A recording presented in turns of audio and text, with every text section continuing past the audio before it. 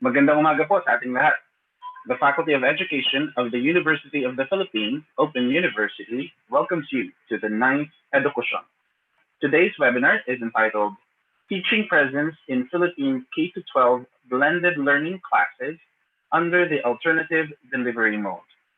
I am Ramsey Jesus with the Faculty of Education, and I will be your MC this morning. And with me is Mr. Jabez Joshua Flores, who is working behind the scenes and present to assist us in our program as well. We are part of a larger team from the Faculty of Education who shall help you make the most of this morning event. Education, which is a combination of the words education and discussion, is a free access forum organized by the Faculty of Education. Education brings together international and local experts, practitioners, and teachers for a productive sharing of education-related innovation, issues, and experiences. Teachers are given opportunities to interact and learn from experts with strategies and examples of how to grow as a person and advance their careers in a positive direction. It aims to help teachers create networks with others in the field, get new information and innovative ideas, facilitate self-reflection and rethinking of previous methods, and improve communication skills. Today's forum is the second in a special webinar format. We will be happy to entertain your questions later. Please use the chat box feature of the platform you are using to join us, whether that is Facebook, YouTube, or UPOU Network. And we anticipate being joined today by over 5,000 participants who are connecting with us online from various locations. So now, to offer the welcome remarks, we call on the Chancellor of the University of the Philippines, Open University, Dr. Melinda de la Peña Vandalaria. Maraming salamat, Ram, and good morning, everyone.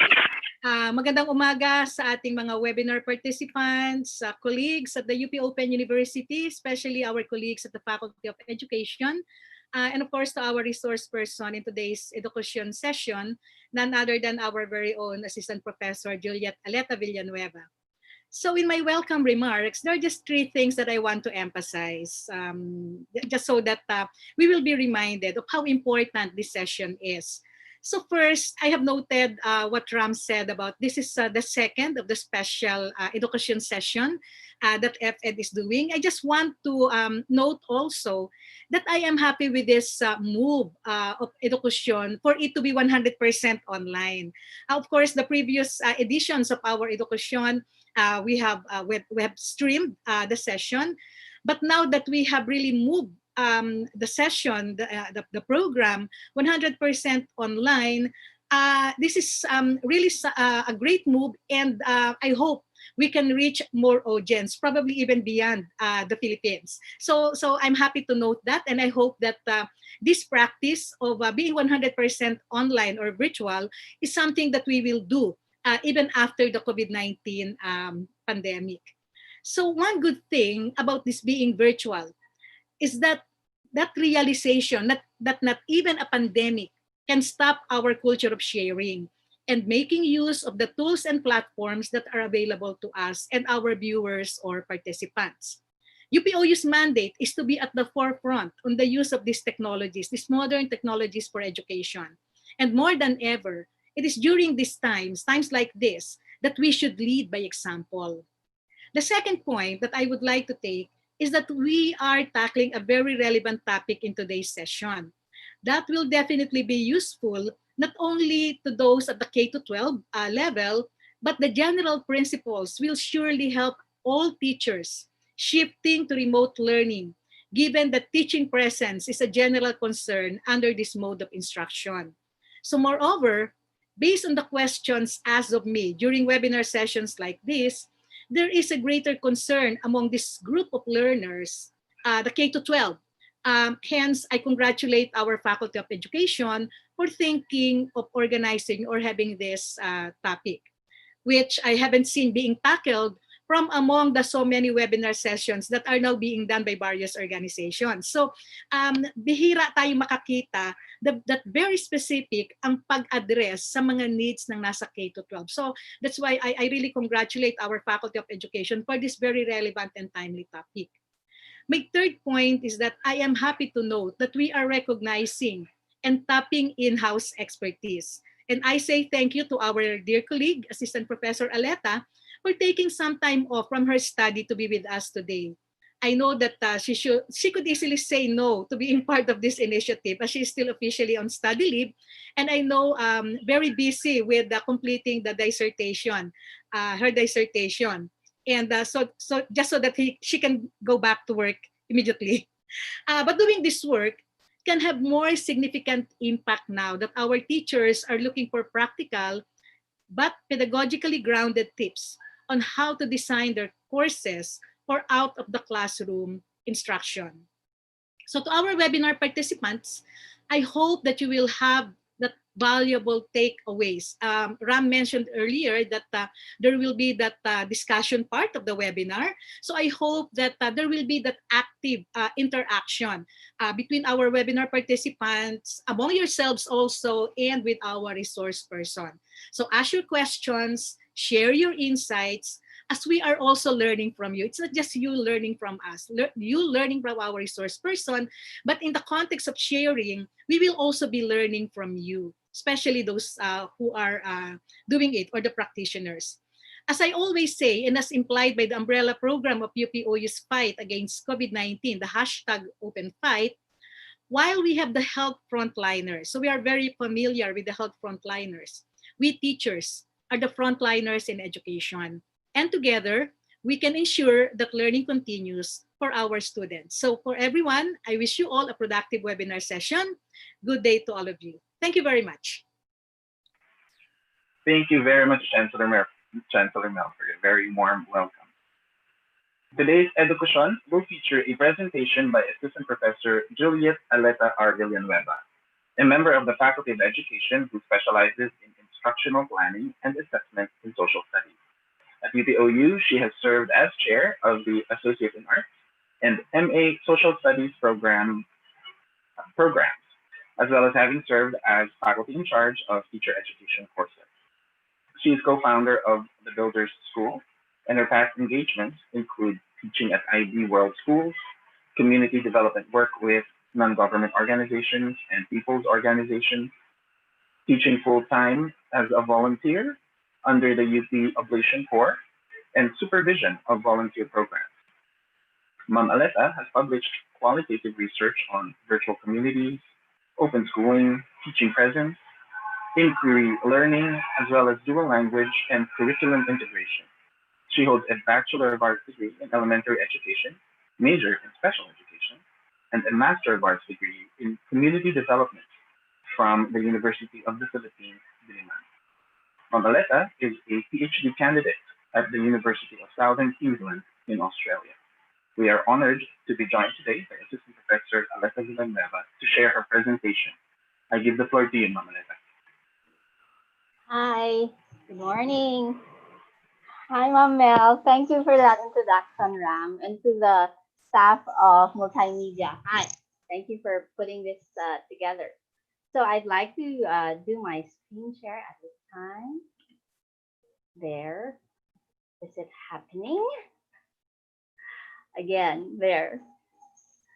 Okay. One. So I'll try to do justice, no, to what Mom tried to tell a while ago, that I'll be giving some practical tips. Some of them are embedded in the findings of my research, and then a bit of my intro would allow me to share a few stories about how I try to integrate technology in my classroom. Okay, so this is my presentation. This was an early quote that I got from one of my papers, no, about my initial experiences with online teaching at the university, which actually got me a bit frustrated. There I was in a cubicle thinking through ways to improve my teaching and almost blaming myself for not challenging the students enough. Worst, I had no one to talk to, no? Unlike in my K-12 work environments when any person was within my reach to consult and share stories with. Thus, my initial explorations with the use of technology were born out of a pressing concern, like How can I make my students feel more connected so I can sense whether my results to learning? And likewise, how can I feel more connected to my students so that I can sense that I'm also learning how to teach better? Um, there. In the process of sense making and finding solutions, I found myself engaged in self-driven explorations. No? The willingness to explore, experiment, and even make the necessary mistakes comes with a job. These explorations entailed infusing K-12 principles of teaching to my higher ed practice, and likewise, my newfound learnings at UP Open University filtered to projects and activities that I do in my school. No? For example, one of the first things that I came upon at UP Open University is a community site. No? So it's a site where students can actually socialize online, no, beyond what they do in their courses. And in this community site, I got to know more of the students to the extent that we were able to join the UP Lantern Parade with the online and offline activities that we did together. Another example that I tried to do was just observe a teacher using a video conferencing platform. There was no Zoom that time, no. There was like Wiz IQ, and that was the tool that I was trying to experiment with, and I used it with my social studies students at the MA level at UPOU. But before I even had to do that, I actually put myself in a position of an online student and just observing the teacher and learning, no, how to do the teaching online. So talagang nakita mo lahat, no? The use of the chat box, the seamless use of the lecture, the PowerPoint, and then the face, no, and all the expressions that was happening. So that's one eye-opening experience for me.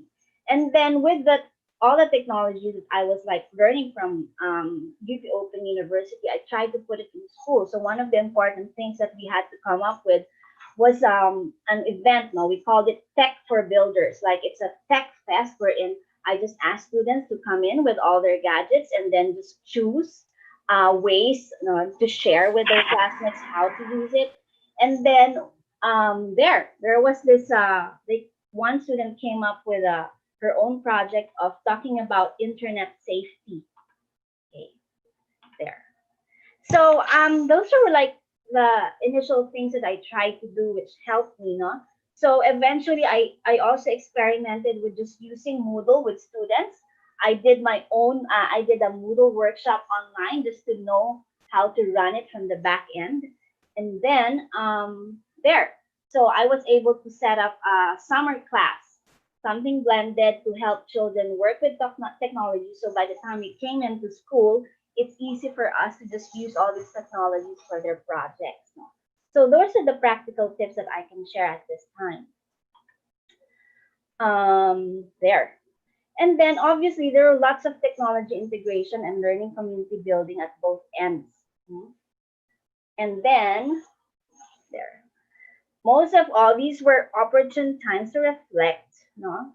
And daydream on the future of K-12 education given movements of open and distance e-learning at the higher education. My explorations gave way to research ideas and outputs in the field of open and distance e-learning. No?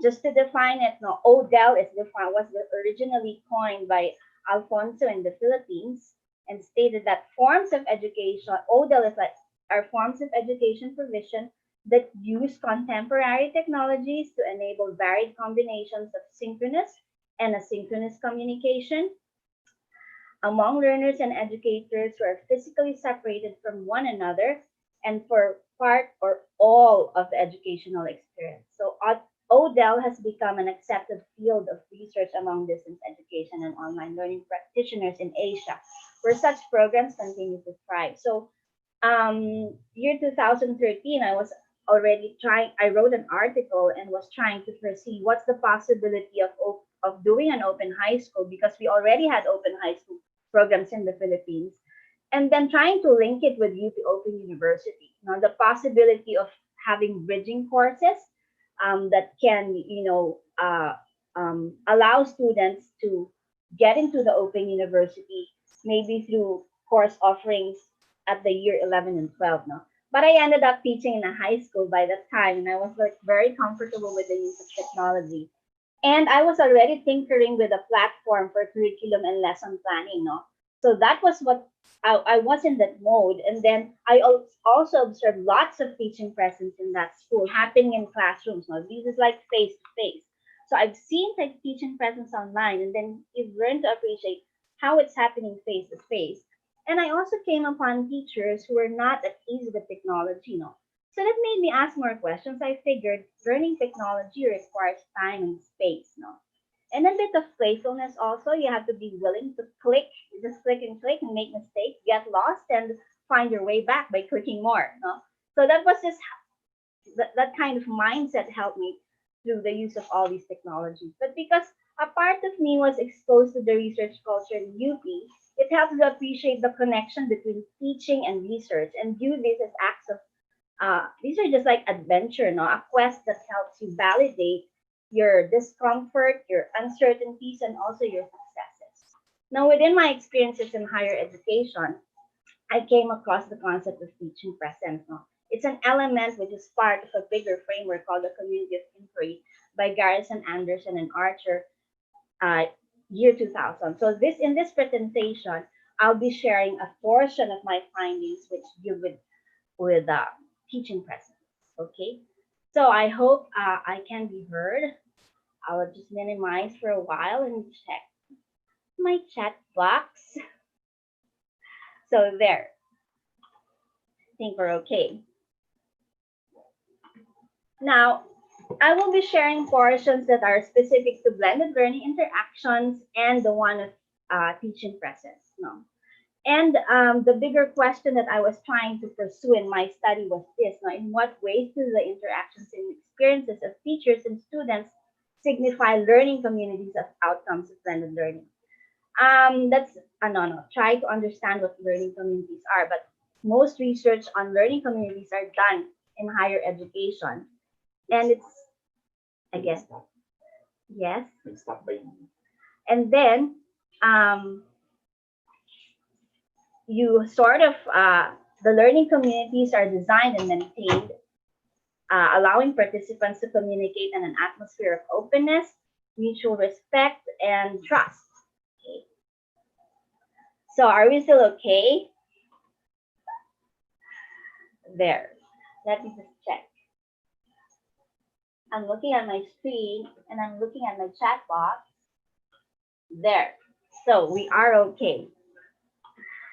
Okay, and then now the concept of learning communities actually help us understand better how it's happening in blended and online learning communities. So the findings on learning communities have been researched extensively in higher ed, but when it comes to to K-12, there are very few studies on that, and that's what I was trying to look into. Okay, and if in fact the experiences that children have or students have in blended learning form these important connectedness and relationships among students and teachers. There. So just to get us started, with the framework. So this is the part when I'd have to be a bit more theoretical, but this is one very good explanation, of the COI framework. I'll play my video now.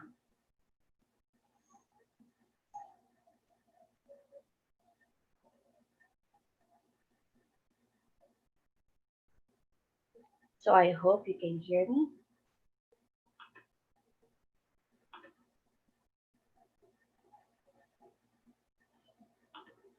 I'm playing it again. Is that fine?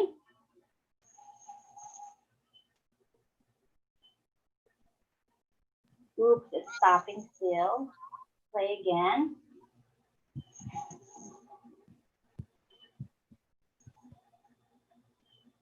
Okay, how is it? You cannot hear anything? Unfortunately, we are not able to hear the audio. There, you cannot hear it. Let me check again. Okay, I'll try to replay that. There. Is it playing?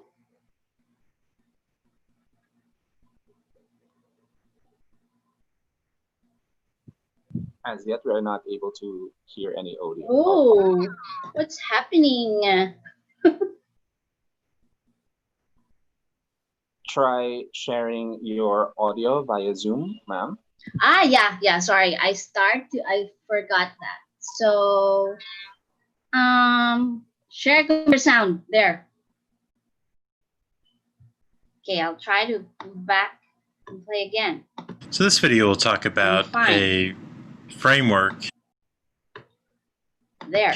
called the Community of Inquiry Framework that has become really popular and helpful in guiding hear me research now? and Can you hear design of online environments. So the framework identifies It is working three now. types of presence. Thank you. We have social presence, cognitive presence, and teaching presence. And what's also nice about this framework is it talks about how each one is interrelated with one another. The full reference to the article is here, and they also have a really helpful website. If you just Google Community of Inquiry, it should be the first hit. We're going to talk about each one of these individually. So to start with, cognitive presence, without going into too much detail, is essentially students' ability to construct knowledge and understanding both individually and collectively, and using sustained communication to develop a better understanding of the content. We also have teaching presence. So teaching presence is the teacher's ability to set the curriculum, organize the course, and also participate in the meaning making that students are going through.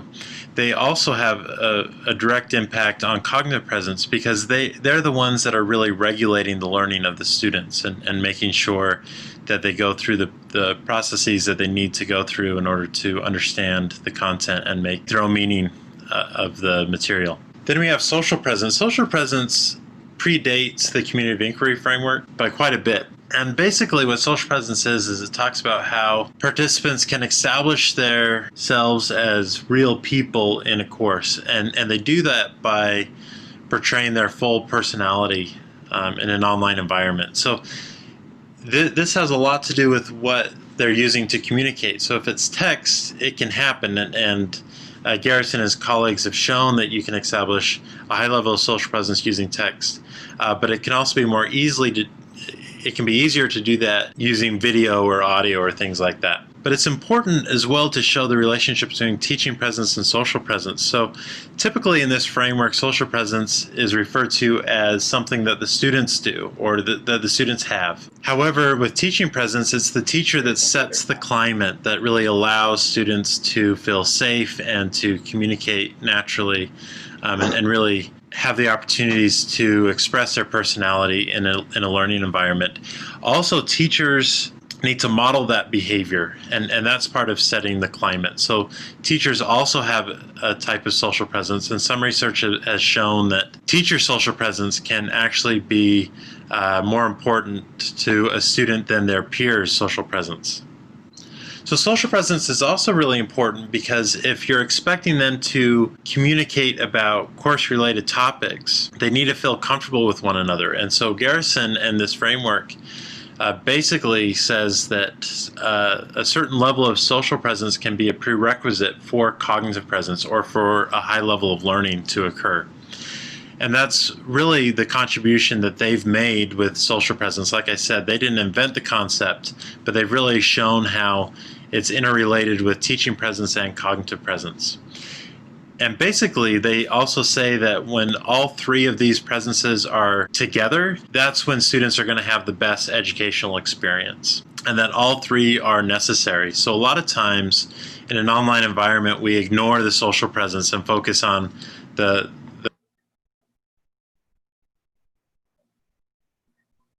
content and content interactions and things like that. But we really also have to remember that learning is a human process and it's a social process. And so we have to have social presence in our courses in order to have a high level of cognitive presence. There. So can you still hear me? How was that? Huh? So that's another tip for you. I think it's best if teachers try to look for materials and videos which can fit your lessons, and then if there's a better person to explain something, it should be fine, right? For students to actually engage with. Now, this framework has been used now mostly in higher ed. So what I try to do in this study is look at blended learning through this framework. So now you saw how social presence was, community cognitive presence, and teaching presence. Now it has been the framework has been reported to be valid and influential in blended and online learning communities, but mostly abroad. Now the studies have been mostly coming from higher education abroad. So what we'll try to do is at least not try to fill in that gap. Now, So this video will talk. Okay, but just to make things a bit clearer to you, when we say teaching presence, there are actually categories, and then some of these are actually familiar to you as teachers because in these categories you find design and organization, facilitating discourse, and direct instruction. These are stuff that teachers already know.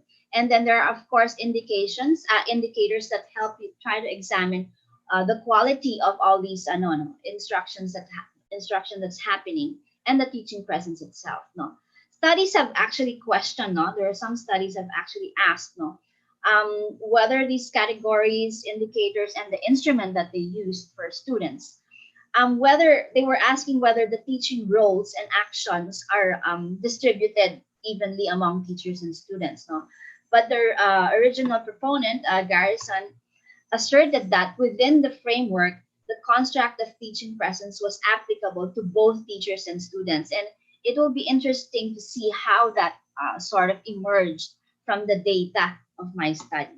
Okay, so Garrison also called for the application of the framework at the K-12 setting. So I tried to do that, and let's see, no? Now, just to define a few things, when we say blended learning, just to make sure that we all understand and understand it based on what's written in literature, it's how students at least try to learn through online learning in some part and in some with some element of student control. So that is very important, the idea that students are active and they are active because of the pedagogies being used in class. And then, of course, it is supervised in a certain location away from home.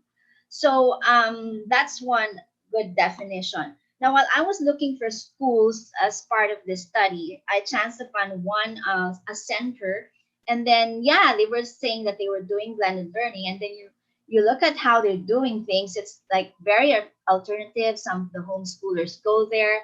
They have stuff that they do as families and as teachers and students.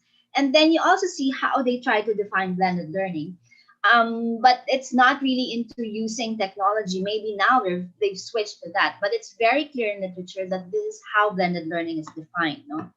And then this also points out that, according to Garrison and Kanukat 2004, blended learning is a thoughtful integration of classroom and face-to-face learning. So when you say thoughtful integration of face-to-face learning and online learning, it's not just incidental.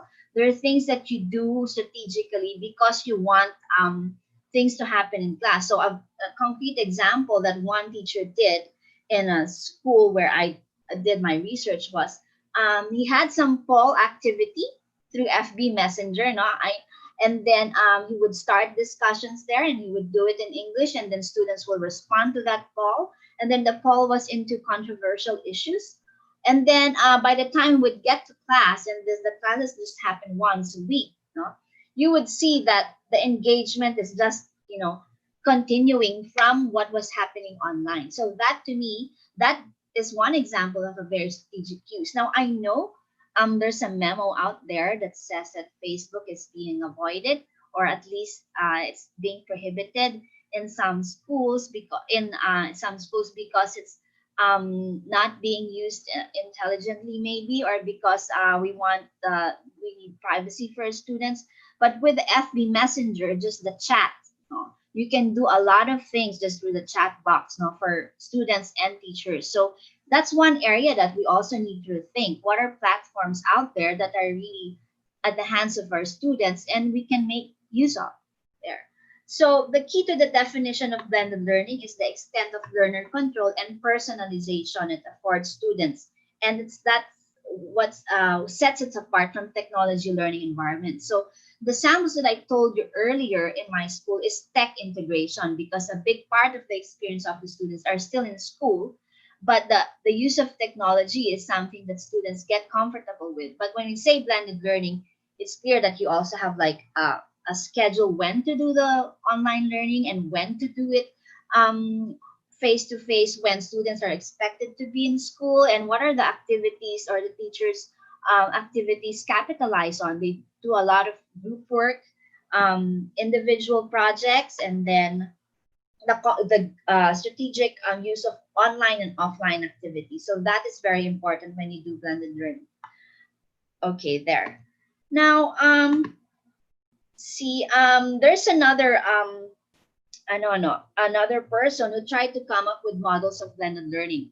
One group is the Clayton Christensen Institute, and you can see them online. They have all these models of blended learning, but these are based on samples abroad, no? So there's still a gap in research when it comes to looking for samples outside of Western countries, no? So this one, this categories blends was developed by Graham, no? So nakita niya, no, na merong enabling blends, enhancing blends, and then transformative blends. So at least you can see that when we say enabling blends, it is at this point where schools maybe start to address these issues of access and convenience. You start to use ICTs, but you look at it to provide no equivalency in terms of face-to-face and the online things that they're doing. When we say enhancing blends, you include more no, supplemental resources. And there's a change in the pedagogy that you use. No? There are more activities that are being done, maybe in small ways, face to face and then online. Now, when we say transformative, this is when you really see that students are active when it comes to the construction of knowledge. So you can see students developing their own content, sharing it with their classmates based on the lessons that they have. So what's good about this is that you see it in phases, and then it's sort of a developmental way of looking at blended learning, especially if in our context we're trying to sort of use that, no? And now we've seen that in this study, there are schools which actually emerged, no? There are programs which emerged no, in schools doing blended learning. Now, if you see the research out there, if you just try to look at it, there are like findings that are mostly based in New Zealand, Canada, Australia, US, and South Africa. It's good to see no, the samples that they have, because when I was like looking at those, I was like trying to think maybe at some point we'll be doing more of these in the Philippines. Huh? And the direction was in fact towards that. Now I found it interesting that we have our own alternative delivery mode. No, so I tried to put up this map, no, just to show you examples of what's under the Department of Education, but under the formal education. So you see there are samples of different types of schools, no? And when we say alternative delivery mode, we're actually aim to minimize youth dropouts and provide access to other students in unusual circumstances. But then you realize that some students who get into the ADM are actually interested in doing the independent learning. No? So one kind of ADM is the e-learning program, which has been adopted selectively in one city school. I was just lucky to be there because it was my hometown. No? And then the said program capitalizes on the strengths of blended learning delivery and support from current stakeholders. So the e-learning program, when it started, this came from like a team of teachers. No, there was someone from Australia who came in to help them set up a platform, and then they just went on, and then they devised their own platform, and then they spent time, authoring their e-modules, and then they became e-designers and e-writers, and they were able to do their blended learning. No? And then in some open high school programs, most of it are still done on distance learning, and then once a week face-to-face, or it's very module based. They come up with their own set of modules even before there was K-12. And then there was like a teacher who was doing blended learning in one school, no, in one subject. So this is like a big school, and then you have like teachers talking about how they use group chats before among teachers, and then later on you see a teacher just continuing to use Facebook Messenger and face-to-face classes now. So there. Um, Now, some findings on the ADM, we have like case studies that you can Google, and you see that they're actually recommending more in-depth teacher training when it comes to blended learning course delivery and use of methodologies and technologies for independent learning. So it's in my reference list, so it would be interesting to see what you can learn from case studies now. So there. And then let's try to see the profile of the schools that I've been with now for this research, which took place since 2017. And then you can see that there you have one open high school, a class coming from an OHSP and a public high school, and then two e-learning programs, and one was situated in a public science high school. No, so you can see that there's a one school that's really big, and then they have one class where the teacher was doing blended learning, and then in the other schools where you have e-learning programs, you have like a block section. If you look at school C, it's a science high school, but they have a block section that's doing blended learning. Okay, and then in the other class, it's in the other school, it's like school wide. So imagine from grade 7 to grade 10, and then I think now they have a senior high school and they've done blended learning. And it's interesting that, for example, in my small school, there were students who got into this e-learning program. No, so we practically do not have to set up a high school.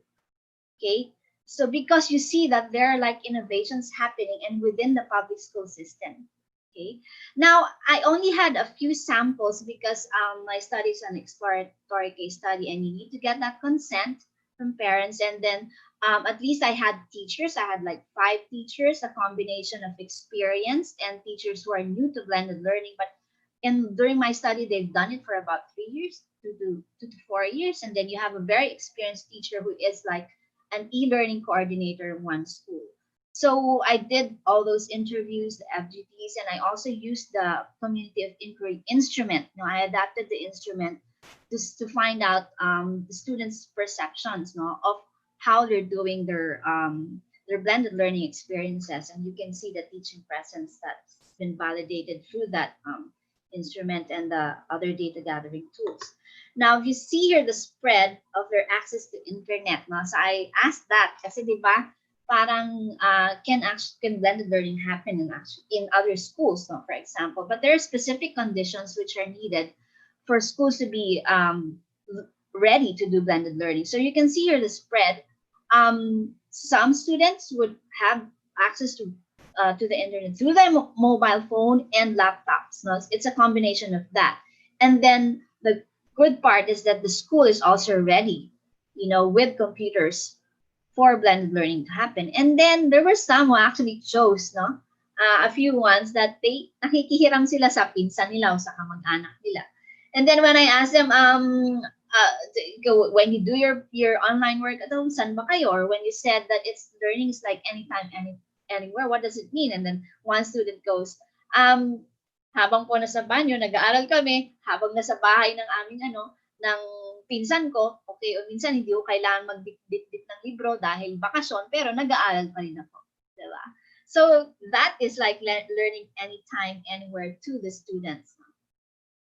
Now, if you also look at how the types of ICTs and apps the students use, of course, they use FB Messenger because the teacher encouraged it. They have an LMS because the school set up their learning management system. Very few have discovered that you can actually do collaborations through Google Doc, no, and maybe Google Sites as well. But the interesting part also is yung use of educational apps and websites. So merong mga paboritong pinupuntahan ng mga estudyante at alam nila ano yung uubra sa kanila. So there was one student who said na there's this math lesson that they need to figure out. I mean, they have their teachers teaching them, but this person said that there's a teaching style that works for him. So he goes to the YouTube, looks for that person who do those lectures and demos, and then he finds it more suitable, no, to his type of learning. So students can actually they can discern lessons that work for them and lessons that do not. Okay? So there, the positive, relatively the students have positive student satisfaction, and then these outcomes were also demonstrated through interactions with varied content and learning activities face to face and online. Okay, it's a combination of both. Now, there, and then when I asked them, how would you describe your blended learning experiences? And then in one survey, and then I asked them to choose the top three, no? So, yes, a few ones admitted that it can be confusing. They can be in that state of being confused. And when I ask, sometimes it's something to do with the schedule, or sometimes when teachers say that they posted something online, they go online and it's not there. So what do they actually do? No. So what they do is they find a way. No, they try to contact each other, and then you see teachers even being around. One teacher said that blended learning is 24/7, so teachers can actually, to students can sort of contact them if there's something wrong, no, or if there's something they cannot understand. And sometimes they're like glitches to the platform, but because a teacher is available or the e-learning coordinator is available online, it's so easy, di ba? To say, sir, may bug po, so ano pong gagawin natin? And then they fix it. So that's just the way how technology works. It isn't perfect. Sometimes it doesn't even, it can't keep up with what humans want to do. But you just tread on and just push the limits or try to see what can work. You always find a way. Now, students actively took part in the search and selection of content which they found useful. For example, in schools A and C, they would look for, aside from the videos, they would look for quizzes and self-assessments aside from the supplemental assessment that's been uploaded by their teachers online. And then in school B, they are very interested in doing research. So when you ask them, what do you do when you go online? What online work do you do? Ma'am, research po. No? So they enjoy the process of searching. Diba? That's something it's like a treasure hunt for them, right? So when you search for things and then you try to decide, is this meaningful? Does this work for me? And then you go to another, right? And then they also get links from their teachers, no? But it's different when it's the student who finds the information there. And these are some of the other things that they've said about blended learning when I tried to do the content analysis of their responses. So you can look at the themes of best of both worlds. No? When we say best of both worlds at K-12, this means that students can respond to teacher-directed instruction, and students can also engage in self-direction. They direct their own learning. Now, and then the idea that when they learn technology, they also engage in social interactions while learning. No? So these are actual responses from students which I translated. No? And this is one thing that that struck me a bit, because it says our bond is stronger than anything. Working with them is very good and they're very sociable. And the one also said that it's like you can see when just by doing a chat over FB, they say that they can actually see the person while they're engaged in the chat, because they can read the types of expressions, no? Because they communicate a lot face to face and online. So self-direction comes with self-direction comes management of learning, no? So the management of learning is an aspect that students and teachers both see as an advantage. More importantly, it's the shared experience of advocating for blended learning that stood out from the data. You know that the school is supportive of it. Now the leadership is supportive, and then the teachers are on it, and then the students themselves. So they have this collective, collective identity, that sense of that feeling that they are part of blended learning, and they consider themselves as fortunate, and the teacher considers themselves as doing something different, no? Their newfound role and perspective on blended learning sets them apart from traditional teaching experiences. Teachers also view teaching with technology as a form of innovation and means for gaining 21st century skills. There. Okay, now this is like one exchange that I had with the students. So there, sabi nila, minsan po, when I ask, ano naman yung things that you sort of dislike or the downside of your experience, and sabi ko po, meron po mga gawain sa school na malalaman na lang namin sa iba, di ba? Tapos noon, sabi ng isa, yun, nalileft out po kami, di ba? So, ang tanong ko, ano yan, since grade 7 pa kayo na feel nyo, left out kayo, or ngayong school year lang? Sabi nila, hindi nung grade 7 pa po kami. Kaya lang, dahil may nakilala na kami galing sa ibang section, at least alam na nila kilala na kami bilang e-learners. So, that's a sense of identity and belonging, kasi that's important to adolescents, no?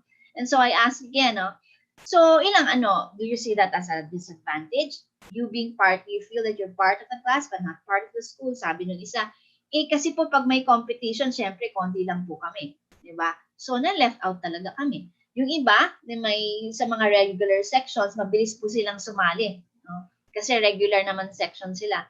Tapos nung kami, konti lang kami. Pero ito yung sabi ni Bruno, we still do our best even if we are less in number as a class. So, diba, it's the bonding that they feel because they are aware that they are e-learners.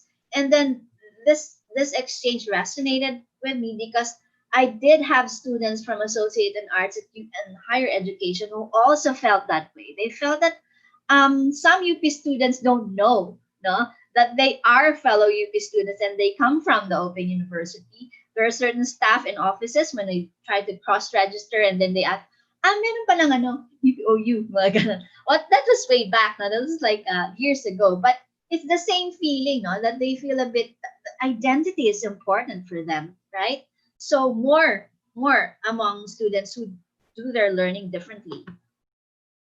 So now, if you look at moving into teaching presence, these are the categories, again, just for you to see that we're getting into that. Now, just to have a short pause. Do you have any questions as of this time? Is Ram around? Are we still okay? We are still doing fine, ma'am. So this should be a good time that you can start putting in questions.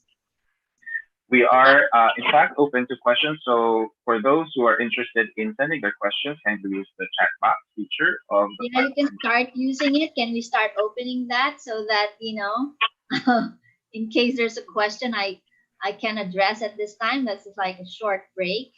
How is everyone? Well, if you'd like, I can read one of the comments from our participants. Sige, go. And the comment goes, "Hi, Assistant Professor Villanueva. One of my apprehensions to online learning is that my students may not be ready for this learning mode. Your findings appear to negate this. Thank you." Okay. Some may not be ready. I think, yes, that is definite, no? And that is why when I explained earlier, your teachers and your students and the school has to be on board. But I'd like to understand when you said they're not yet ready. What does that mean? They're not ready because they don't have the gadgets, or they don't have like internet access? Because if they do not have internet access and they don't have gadgets, then that means there's another kind of learning another mode that you need to maximize. In fact, in one speaking engagement online, what I shared was something about community-based instruction, the teachers going to the communities to where the students live and actually doing their activities once a week and leaving modules with the students, teacher-made materials. I personally have done that years back. Now, you go to the house of the student and do that. Now, if that's what it takes, why not? Diba? It's so interesting to be going to where the students are. Now, for those who have the ability, who have the capability, because there's such a thing as blended learning readiness. So there's like an instrument out there which you can actually ascertain or check just to have a quick audit if you're ready to do that. But for those who are ready, why not? Like for those who are not, another thing must work for you, right? Now, in terms of readiness, na baka hindi pa nila kaya yung paggamit o malito sila. Well, kasama talaga sa pagkatuto yun. Hindi lang siguro estudyante, teacher, no? Hindi sila ready, hindi rin ready yung teacher. So, ano yung gagawin natin? No? So, there has to be that space to explore, no? I think that's one of the first thing I try to establish, the exploration. No, that's very important. And then any other comments or questions? Okay, well, I'll squeeze in one question before I let you get back to your presentation. Go. So this one is, I experienced that parents meddle during our online discussion in class. How can we deal with it? Oh, parents. Interesting. You know what? It happens in all schools. Yung perspective of handling parents, diba? Either you see them as meddlers or see them as potential participants. Why not, no? So I think what I tried to do before is you set up a project that's like you give parents space to be proactive, no? So how can you actually maximize parents if you think it's meddling, how can you unmeddle them? That's the challenge. Ako, if I were that, I just say, Mami, gusto nyo, pasok kayo sa certain time. Parents are free to come in, pero schedule natin, di ba? Tapos kung gusto nyo maging resource person o gusto nyo tulungan nyo kami kasi you can manage one breakout room, tulungan mo naman ako, Mami, di ba? And the parents are just easy to talk to, you know? And I understand, no, that there are different kinds of parents, but there are also different ways to deal with parents. Ako, when there's meddling, that's good. And that's parang ba yan? Can this parent have something else to do? But there's also meddling that can be, maximized so that you tap them as resource in your classroom. Okay, that's one. Parents. I'm a parent myself. So parang I know when it's like a meddling level na. Okay. Anything else? Well, actually, there are questions. Would you like to entertain, one or two? Yeah, one or two, go. Sure. So here is one. My question is, how do you conduct formative and summative assessments in a blended learning setting? How do I conduct, no? But this is what I've observed, no?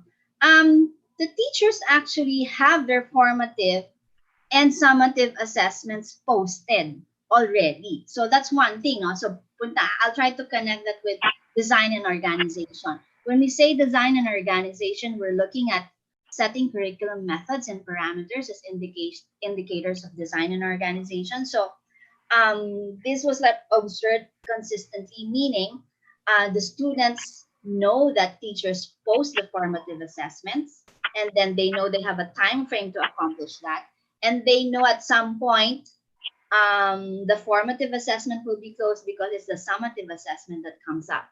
No? And most of the summative assessments would be just like how you do summative assessments face-to-face. You have projects, no? You give students time to do it because some students said na, nararamdaman nila, no? Kapag sunod-sunod na yung teacher, naglalagay na sunod-sunod, di ba? And then the students actually sense that na, ayan na yung deadline, tapos sunod-sunod na, di ba? And then when they sense that, they learn to manage their time, but then it's also, I think, the responsibility of the teacher, when to set up those summative assessments in a timely way. So this is, ibabalik ko yan sa coordination also of teachers when they give the summative assessments and I guess a calendar, when they do it. So what I was talking about is about the timeliness, no? So whether assessments, whether online or face-to-face, it has to be timely, and the feedback has to also be timely because it's important for students to get that feedback so that they can do their summatives better. So there are examples of authentic summative assessments such as projects that you've been doing in your classes, but online you can use like Google Apps to do some collaboration, Google Sites where they can upload their content and share. And then I think there are also quizzes that you can do on Google Doc. I don't know, has Ram tried to do a quiz on Google Doc? But me, I use the Google Forms, no, in Google. And if you try to explore that, you can actually come up with a quiz. Now, whether to ascertain whether it's the student who's doing that, that's another big conversation that we can have. So I hope I addressed that. But Yana, that is part of students' experiences when they sense that the teachers are teaching them, the sense that teachers are present due to the nature of content that they upload. No? It gives them that structure. Namely, what worked for them are detailed instructions, guide questions, ebooks, and then posting of announcement and reminders. So, nasa LMS yan. An LMS has a capacity to actually remind students or give nudges to students. If we just tweak the calendar, may reminder yan na lalabas that it's time for them to submit. And then the students also sense their teachers' teaching presence from private messages, no? So Okay. there are students who are having learning difficulties. They private message their teacher, sasagot yung teacher, no? So these messages were perceived as ways to monitor task compliance and encourage students to seek help whenever needed. So the teachers that are part of the study actually mentioned that, no? The idea that they are available 24/7. Now, medyo siguro for us teachers, especially if you have a large class, no? So maybe that's one thing that DepEd needs to rethink. I certainly believe that if you just have 35 students, you can do so much with 35 students, and that includes taking care of the teacher and giving them time to design and organize their lessons. Design exciting lessons for students to respond to. But there, I'm sharing my opinion already. But anyway, Okay. Okay, yeah, I'll put this in one last. I promise, and then I'll reserve the rest of the questions for later. So sure, yeah, okay, this is good. I know our participants Thank need you, some Ram. time. But this one is good morning. What particular plans can you suggest for working parents who have limited time in caring for children and with limited internet connection? Working parents, yes. So that's the other Okay, side. that's very clear because we had like an initial meeting in our small school, and I told them, be ready to do completely distance, because kung sabay-sabay yan mag-Zoom, sabay-sabay mag-Google Meet, di mo alam kung ano mangyayari sa internet connection. So ngayon pa lang, di ba? Ang sinimulan, kasi natapos yung school year namin May, naabutan talaga kami ng ng COVID, ng pandemic. So meron na mga ginawa yung teachers, yung alam mo nag-work sa kanila, talaga papadala yung materials hanggat kaya, di ba? Sa panahon na pwedeng i-access offline ang ibang materyales. Tapos noon, phone call. Diba? So sa mga parents, ano lang yan, malinaw lang na bahagi din yun ng responsibilidad ng guro. Yung scheduling. Sa una, magiging magulo yan. You expect the confusion, you expect that. So, siguro, pakiramdaman bukod doon. Siyempre, mahalaga kung kaya nyo nang gamitin yung oras na yon na merong mga materyales na papadala ng teacher. Tapos kung ikaw siyempre magulang, kung nakikita mong hindi medyo nagra-respond yung guro, tama yung responsibilidad mo. Medyo mangungulit ka para sa anak mo. Kasi minsan baka ang teacher busy na kalimutan na niya, di ba? So mahalaga yung communication, no? Communicate it directly instead of speaking with other parents. That's my advice. Communicate it directly, give the feedback, and then in terms of scheduling, you find a way wherein we try to do a survey now so that we know in homes, for example, who can be a stand-in adult who can supervise the student without the parent, diba?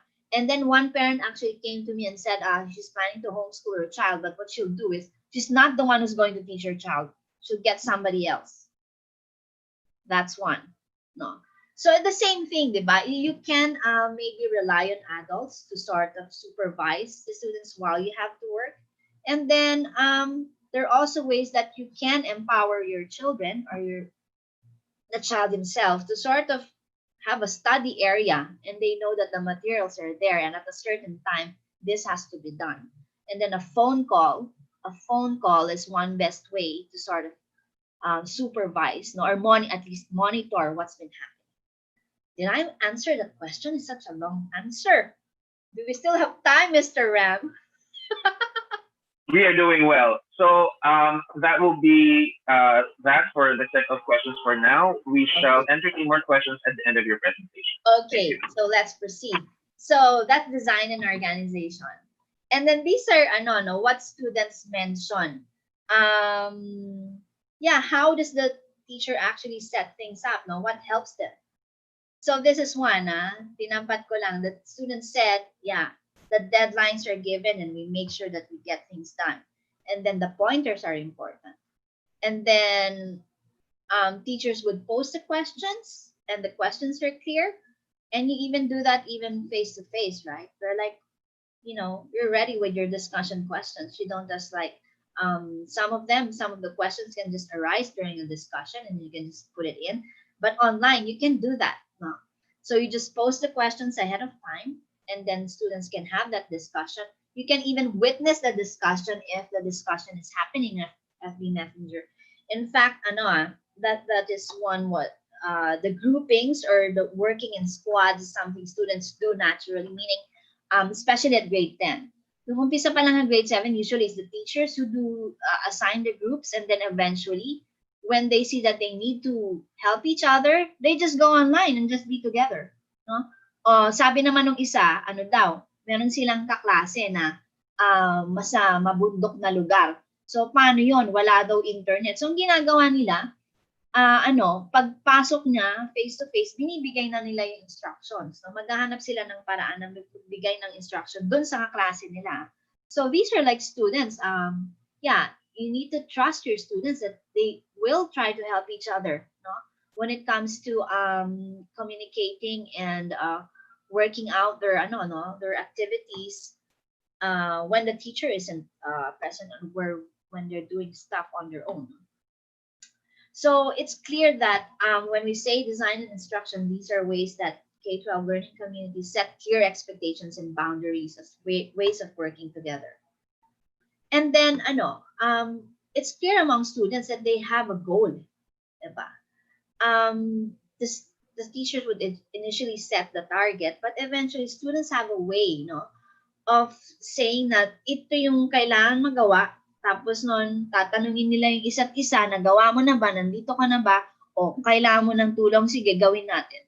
Okay? So they have developed that kind of connectedness to actually monitor each other's activities and help each other. Now, facilitating discourse is one area. So this is one question. One item in the survey. It's the guiding of to make sure that the topics are understood and it's actually clear to them. No? Among K-12 teachers, manifestations of facilitating discourse may be seen as possible attempts to create an environment of trust and equality so that students communicate and engage. So, mahalaga yung communication. And then, for example, in school A and C, they maximize the messenger for language learning. And then consistently also when they did their English classes face to face, there's like constructive exchange. And then when this happens, when students expect something from their teachers and the teachers will deliver, diba? It's it's an act of trust building that they can rely on their teachers. No? So that is important when it comes to doing the online work of blended learning. Know that when we say something, the students expect it of us, and then it helps build that rapport. And then when you see each other face to face, parang lang tuloy-tuloy lang yung discussion, So that happens, no. And also the data shows that teachers and students alike have been found to prompt student contributions. So when we say teaching presence, you see here that it's not only coming from the teacher, but also the student. There. Now, students also remark that that online discussions are mostly carried out by students in their group chat, and they help each other. However, some also meant a few ones mentioned that sometimes their teachers are not online, so they know it. That sometimes their teachers are not online. They know their teachers are busy with something else, so they just carry on what they need to do. A group of students from school C compared their I think we as teachers are also guilty of that. No? We compare students, and then students also do that. No? They can sense those who are explicitly and actively engaged, and they facilitate the lesson. And then they know that there are some teachers who are not into technology. No? So for them, if they have their class discussions in school, see, sometimes it's that they invite their teachers in whenever they need. And the teacher would sometimes, when the one teacher I interviewed said that sometimes it's just there, no, to observe and actually start grading them as a form of assessment, just observing the discourse that's happening. So, and sometimes they just let the students be. That's part of their, their just being around and then just witnessing what the students do.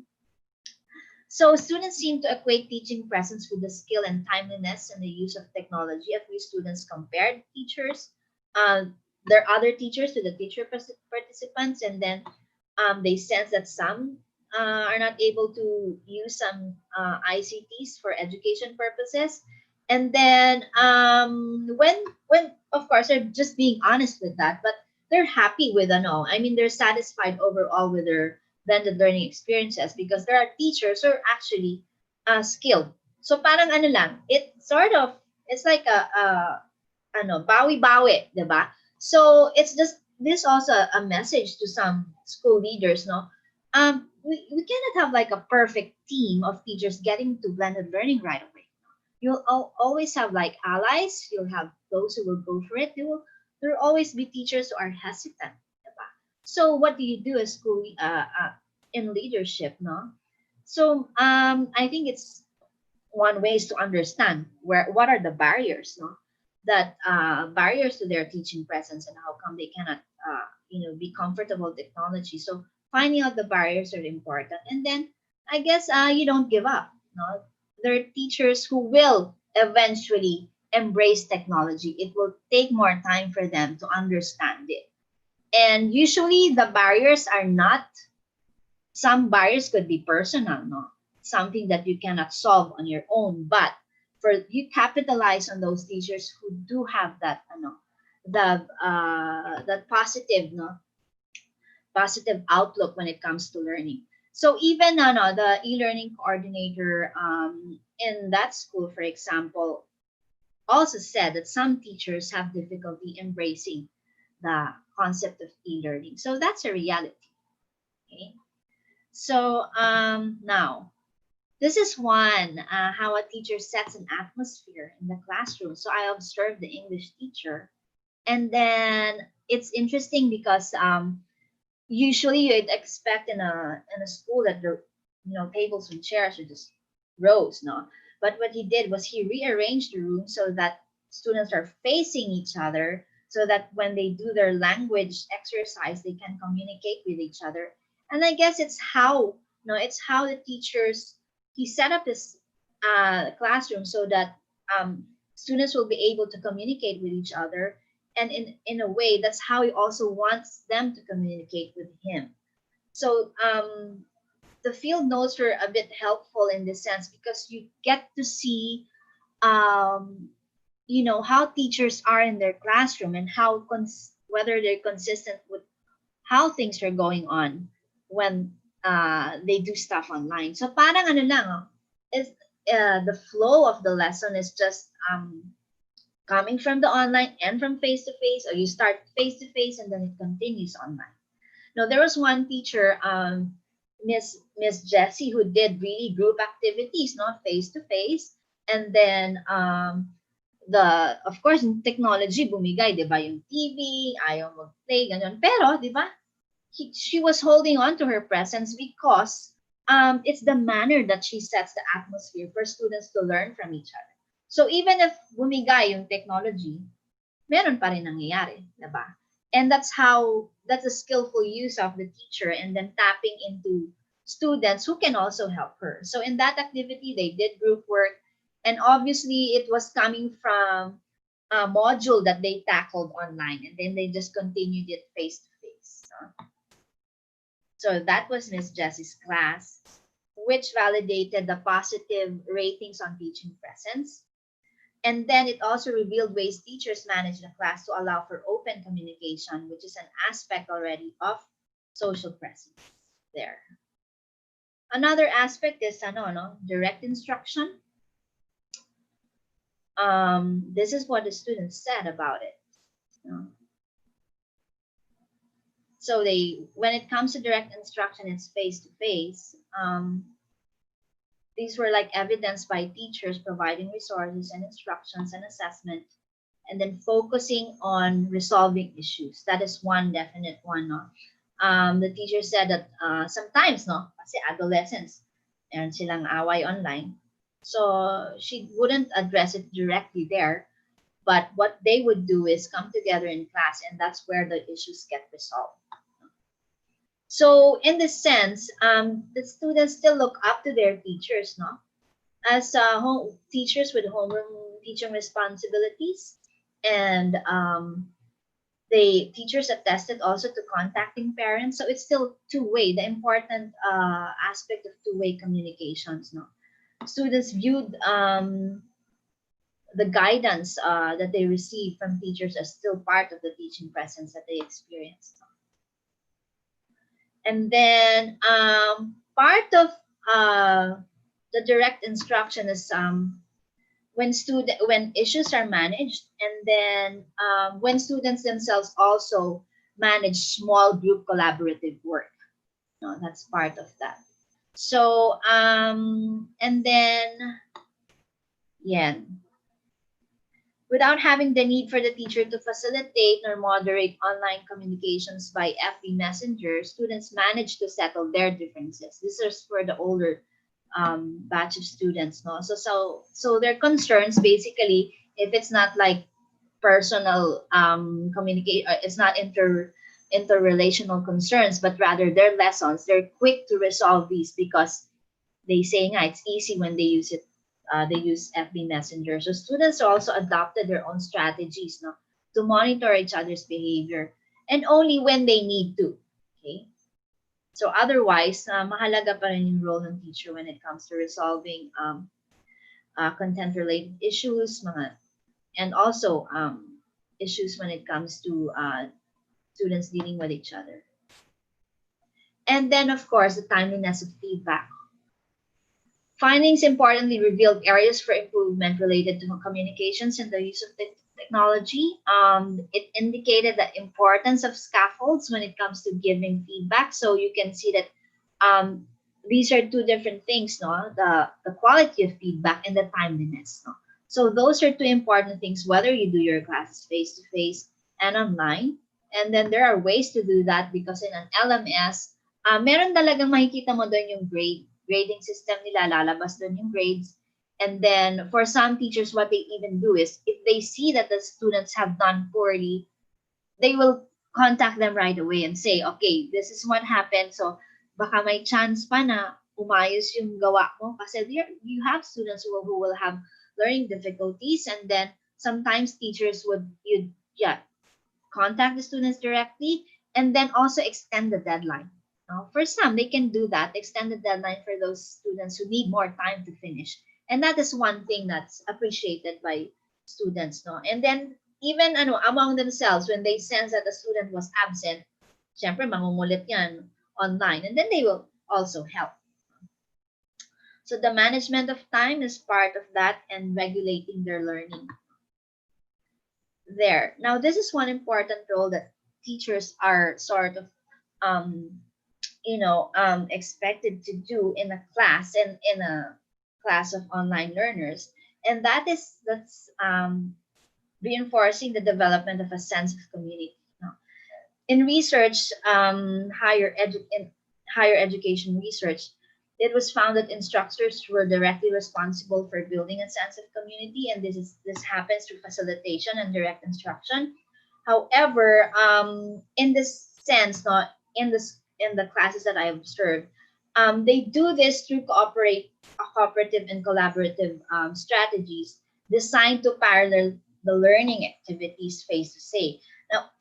Now, whether this was meant to build community was not verbalized. So, yung awareness of learning community building is still no, it's not that explicit. So, one of the at least recommendations of this study would be you equip teachers with that idea that they're actually building learning communities when they do blended learning, when they do online learning.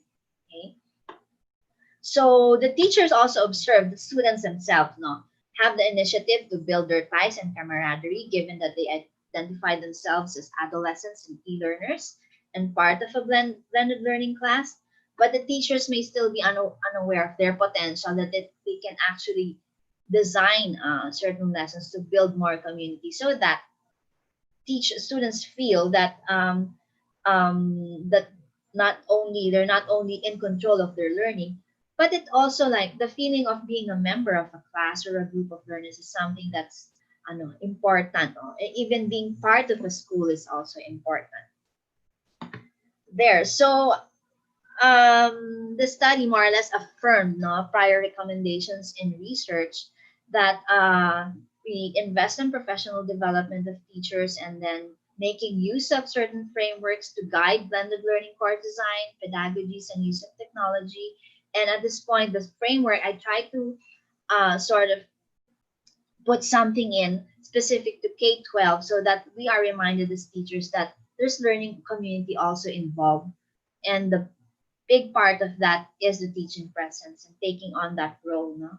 And then also, the idea that when we say teaching presence, it's not just the teachers, it's students and teachers ensuring that the learning happens. No?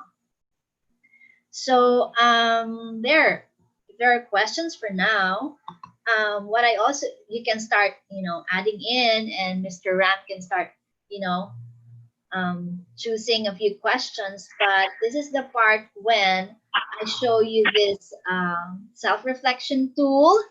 Now, with the use of technology, as I've said earlier, that we need that time and space to learn it, and most of all reflect. No, and that is why I will still move, for uh, class sizes to be more reasonable, because teachers need time to reflect on what they're doing, and that's the only time when you try to do reflection, you give yourselves time to play, experiment with certain things. And this is one tool that's based on the instrument, where you can actually reflect, on your own presences as a teacher.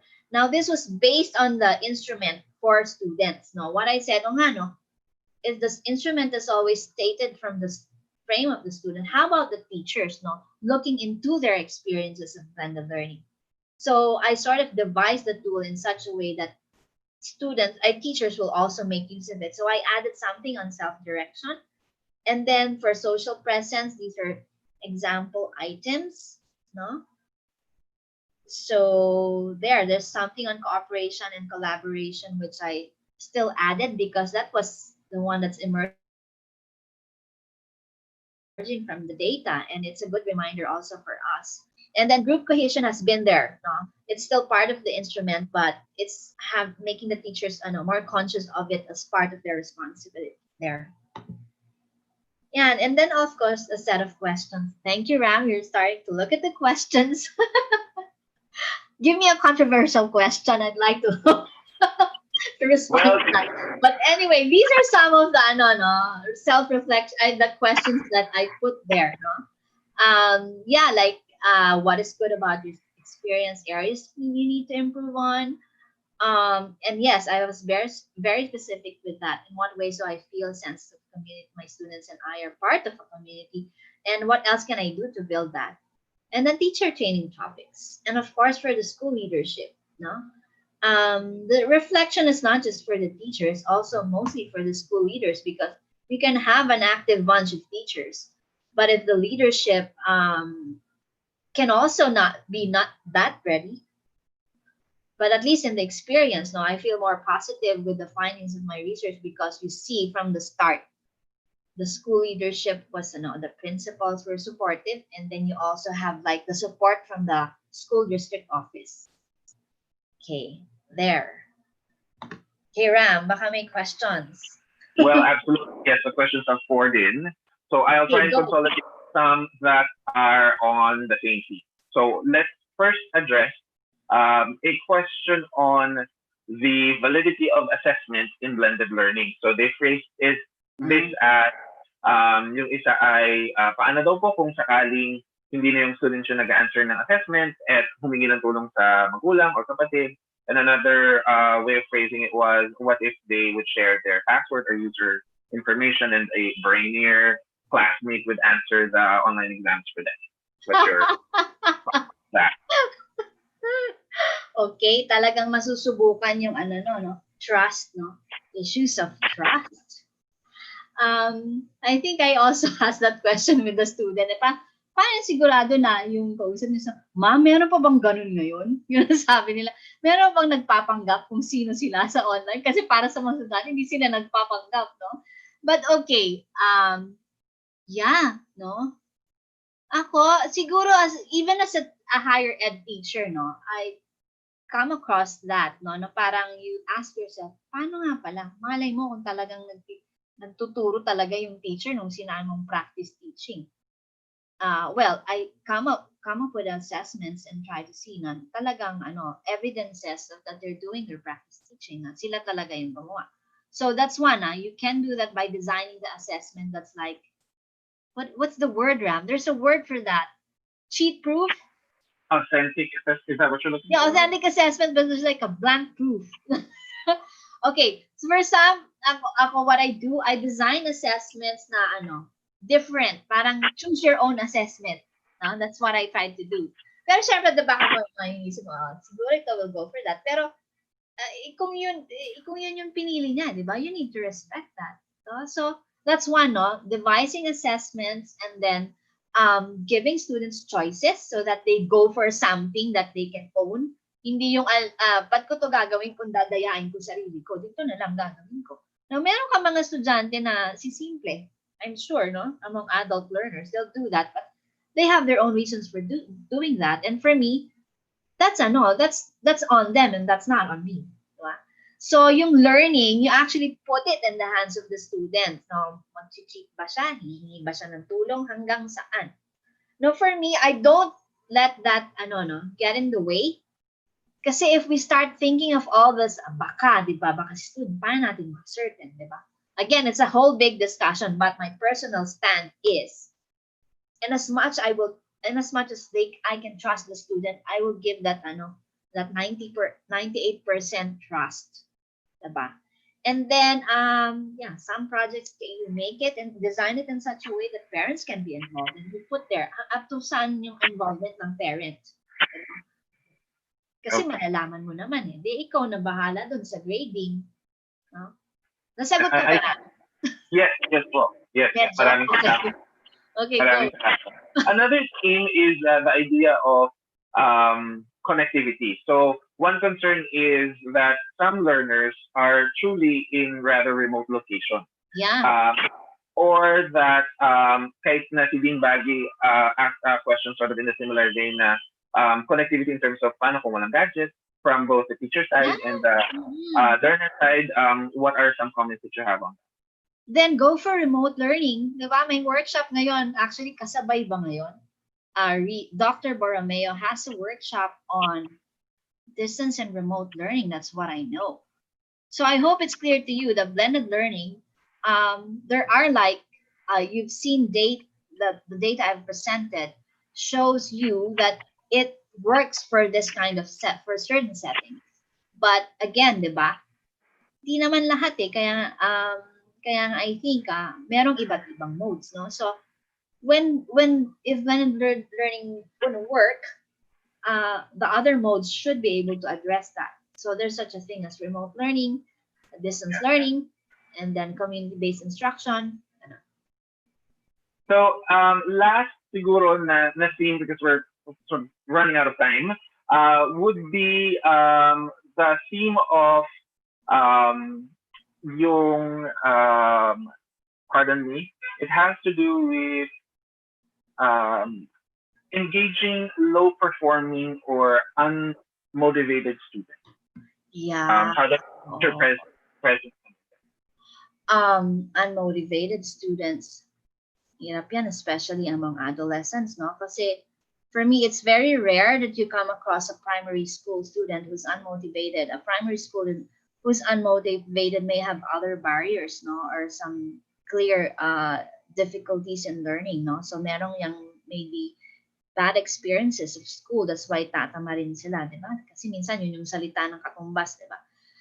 For those who are unmotivated, I think let's proceed with what the teacher did here, no? In my findings, it's the teacher who needs to reach out, diba? So there, no? A phone call, a nudge or a reminder would help, diba? For me, that's I go directly to the learner. It's the same way, diba? Pag nasa klase ka, tapos nakita mo itong estudyante nasa isang tabi, hindi nag-engage, bakit kaya? Ang gawin mo?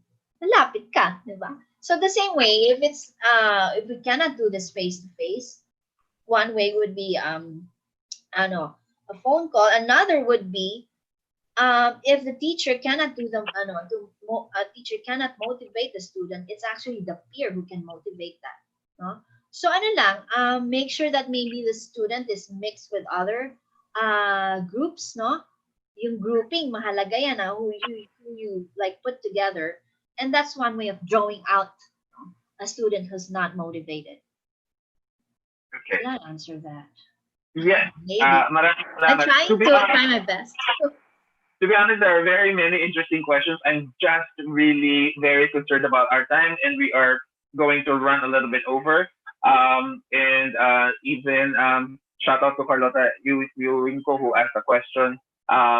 But I think so yung kay Ma'am Lota ang question niya is, are there differences between Metro Manila based or Yeah. regional based learners, BL participants sa Philippines? Yeah. So for me, I guess the school needs to defer to the LGU and DepEd because this one clearly happened in a city school. And again, I'm saying blended learning there are conditions for it to happen. And there. Okay. So, yeah. So I think sobrang dami nating tanong. I think we will opt to actually go a little bit over time if that's okay with our participants. We do have a couple of announcements later, so do stay Yeah, on. Pero sure. let's just a couple more questions. Are we allowed to extend? I think we've just given a go signal given na madami nga naman daw magagandang question. So I will just try and fire out a couple of them. Prof, how do we handle it when parents admit they won't be able to help their children with hard copy modules at home because they're also not capable That's a nice question. And that connectivity also does not work. So Okay, that's a nice question because it's the same question asked when I did I spoke in another session and I said, okay, if it has something to do with the design of your module, no? There are things that are ways to design a module so that it's like you minimize the possibility of error, and it has something to do with the instructions that you give. An example, it always helps that when you do an activity guide or study guide, that there are like examples that students can look into, and then students will be able to do it themselves. Diba? That's one. So it has to do with the design of your module. Another is an orientation for parents, no? It's important. You address it school-wide. You show a sample of how a module looks like. You find a way that you figure it out together. And then if they have questions, then diba? That's a good time to entertain their questions, and then you try to address it. What are the basic things that a module would have, no? And then things that ano yung mahirap dito sa module na to. You also get feedback from your parents, no? But you will have to try. Okay, salamat po. And then I will ask this. You've already touched upon this earlier, but I think the concern behind this has to do with seeing options. So, do you think that blended learning modality can address the different needs of all types of learners from all over the country? No? So, yeah, I think, diba? It's clear. Mahalaga yung, I think, the conditions that I've set, diba? Support of all. Yes, Ram, you were about to say something. I think it's just worth mentioning din na you've touched upon this earlier na hindi lang naman po kasi ito yung modality that can help address. Yeah. It's a combination of all these, and that is what's interesting about it, na even before the pandemic, meron na nga nakag-isip na baka umubra, tapos umubra. So ituloy lang natin. Let's start looking for these other modes, no? The distance learning is something that's been there and has been working, no? So we can capitalize on that. The house to house has been working also. That's why I will again recommend mass testing na tayo. So you can take care of your teachers and they can actually go out and do, be at their students' natural setting so that teaching and learning happens there. Salamat po. Isa pang tanong, how can we implement blended learning in such a way that we will not compromise inclusive education? Oh, actually, when you do blended learning, you're doing more inclusive education because you personalize. For me, inclusivity is you personalize activities and your modules for your students, diba? And if you can capitalize on using a video conferencing tool for those who can, and those for who cannot, you can have an LMS, diba? So those are things that that's what actually blended learning does to you, to students, no? That's my answer. How can a teacher monitor if he has 200 or more e-learners? Ram, I'd give that question to you. Go for it. Ram is handling like big classes at UP Open University. Help me with this. Well, it will go back to design. You've already mentioned that. Oh. And I think it will be a combination of activities and learning activities and assessment activities that are that are a little bit more automated, but are also but combined with authentic assessment as well. That usually takes a little bit more time to evaluate. So yun yung reality niya. And I think too na incorporating the presence of assistant perhaps can truly supplement that.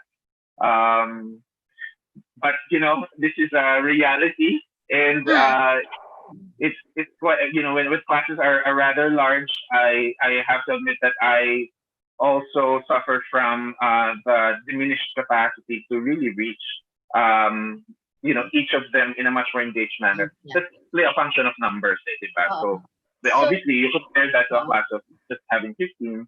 Talagang yung magkaiba. So you also recalibrate your expectations. Yeah. So there's like strategies like when you can do a whole 200, a lecture that you can do for 200 students, and then you can do activities that can happen in groups, no? Among groups, and then activities that can students can do on their own. Yeah. Diba? That's it. Mga asynchronous activities. Design of but it takes time to do that, no? The design of your activities, you give yourselves time to give yourselves the space to make mistakes. Kasi that's all part of teaching and learning. You make your mistakes, and then you have to be transparent about it, diba? In the same way, students can be transparent about where they are when it comes to their learning. Thank you for your emphasis on. I think kasi there's a big fear out there. Then we're trying to expect perfection out of this one. Yeah, that's cannot expect all things in and it also comes with its own set of limitations that we simply need to embrace. And just try to make things better. The more that you better at. Yeah, that's a reality in UP Open University because sometimes we develop courses, diba? Tapos sabay-sabay mo yan, patatak mo yan, and then can see now you're doing good here, here not so, but at the end of the day, you do your best, no? And then what's good lang about this is when you invest on the design of your classes and your courses, you don't have to do it all over again, diba? Kasi it's there na eh. It's there, and then you tweak it, you fix it or reinvent it again, redefine it.